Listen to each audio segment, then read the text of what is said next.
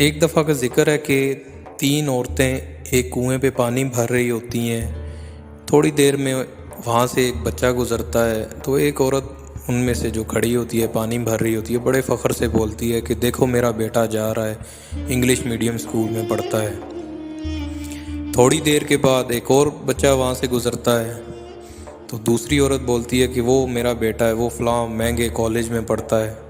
تو تھوڑی دیر کے بعد ایک اور بچہ وہاں پہ آتا ہے، وہ تیسری عورت ہے، اس کا بیٹا ہوتا ہے۔ وہ اس عورت کے پاس آتا ہے، سلام کرتا ہے اور پانی کا مٹکا اس کے ہاتھ سے لے لیتا ہے اور دوسرے ہاتھ میں پانی کی بالٹی لے لیتا ہے اور کہتا ہے چلو ماں گھر چلیں۔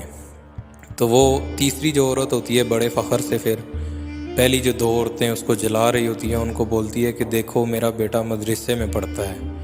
تو اس چھوٹی سی کہانی سے ہمیں دوستوں کیا سبق ملتا ہے؟ اس سے ہمیں یہ سبق ملتا ہے کہ آپ لاکھوں روپیہ خرچ کر لیں مہنگے کالج اسکولوں کے اندر، لیکن وہ تربیت حاصل نہیں کر پاتے جو ایک دینی تعلیم حاصل کرنے والا بچہ حاصل کرتا ہے۔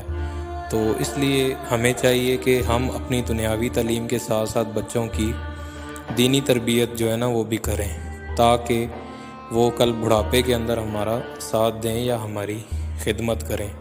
بہت شکریہ۔